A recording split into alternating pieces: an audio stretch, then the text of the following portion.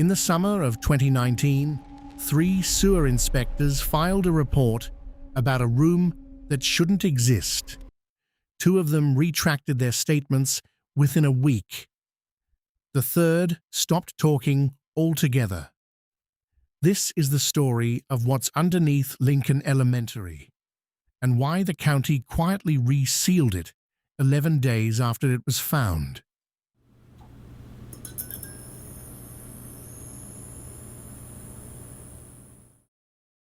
Lincoln Elementary closed in 2004. Budget cuts, they said. The building sat empty for 15 years before the county sent a crew to clear the old boiler room for demolition. Nobody on that crew was told there was anything below the boiler room.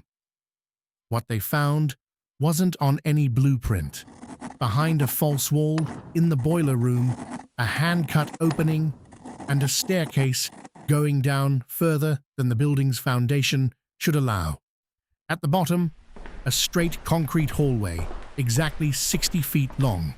7 steel doors, evenly spaced, each stenciled with a number, 1 through 7. At the near end, bolted to the wall, an intercom panel with a single red button. Cold War hardware. Except Cold War shelters don't usually have locks on the inside of every door. Permit records eventually trace the excavation to 1962, authorized under civil defense funding, but the paperwork was signed by one man, Arthur Voss, the school's janitor. Voss had no engineering background. He built this alone on nights and weekends for 2 years. In 1997, a locked box was recovered from Voss's storage unit after his death. Inside was a journal. Most of it was mundane, maintenance logs, grocery lists, but the last 11 pages describe what he called the arrangement. Voss wrote that the shelter wasn't built to survive a bomb. He built it to survive something that already lived in the school basement, and that the only way to keep it satisfied was to feed it something it wanted more than him. Investigators eventually got the intercom working. What played back was a recording, decades old, in a flat, unplaceable voice. It said, "Room 1, tell me something true. If it is true, the door opens. If it is a lie, nothing happens to you. The rooms simply change, and next time, I will ask about the thing you just tried to hide." The first known person to go past Room 1 was 17-year-old Danny Reyes on a dare in October 1971. He came back out 4 hours later, through the same door he entered. He told police the hallway had rearranged itself around him twice. He was never able to explain how he finally got out. He also never spoke to his father again for the rest of his life. Reyes gave one interview in 1988 before he died. He said the first question was easy. "What's your name?" The second question used the answer against him. It asked what he was most afraid his father would find out. He answered honestly. The door opened. He said he never figured out what happened to the version of him that lied first. In 1988, a mother and daughter entered together after hearing Reyes's story. Only the daughter came out. She told investigators her mother had answered a question by lying just once, and when the daughter turned around, the number on the door behind them had changed from 2 to 1, and her mother was gone. This is the mechanism as best as anyone has reconstructed it. The shelter does not forgive a lie by punishing you immediately. It resets the hallway to Room 1, but it keeps what you already told it.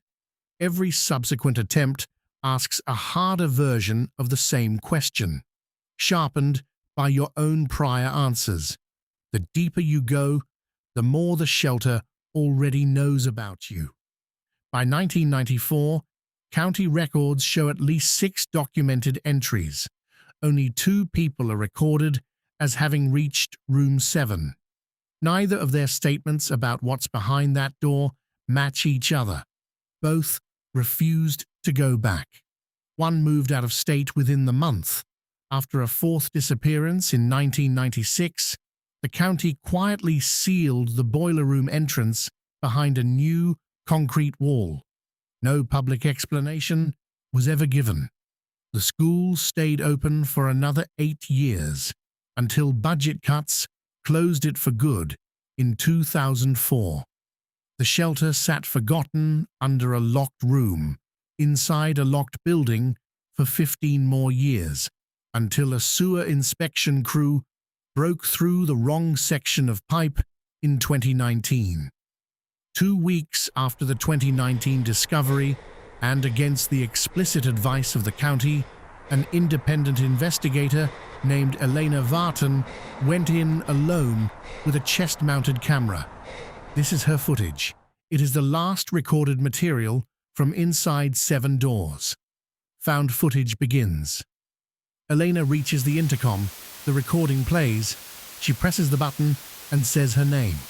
The door, marked 1, unlocks with a heavy mechanical thunk. Room 2's question, on her recording, is barely audible. She says it asks about the real reason she came alone. She answers. The door opens. By room 4, her voice has changed. She's not narrating for the camera anymore. She's just answering. At room 5, the recording briefly cuts to black. When it resumes, Elena is sitting on the floor in front of the door, camera still running, saying something to herself that isn't picked up clearly by the mic. She stands. The door opens. Room 6's question is the last one clearly audible on the recording. The intercom asks her what she would do to make sure she never has to answer a question like this again. There's 11 seconds of silence. Then the door opens anyway, which, according to every prior account, should not be possible without an answer. The footage ends at the threshold of room 7. The last frame is blurred motion and a single word, inaudible, on any known copy of the file. Elena Vartan has not been found.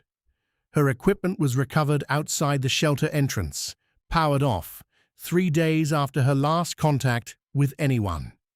Search teams went through every room. All 7 doors were found open. All 7 were empty. The intercom panel, when tested again, no longer played the original recording. It played something new, recorded somehow in Elena's voice. I've told you this story the way it was given to me. Case files, interviews, 1 piece of recovered footage. But I have to be honest with you about something. The person who briefed me on this case asked me a lot of questions before we started filming. Where I grew up, what I was most afraid people would find out about me. I answered honestly because it seemed easier. I didn't think about why until just now. Because behind me right now, past the edge of this set, there's a door. It has a number stenciled on it. It says 1. And somewhere off camera, someone I can't see just asked me to tell them something true.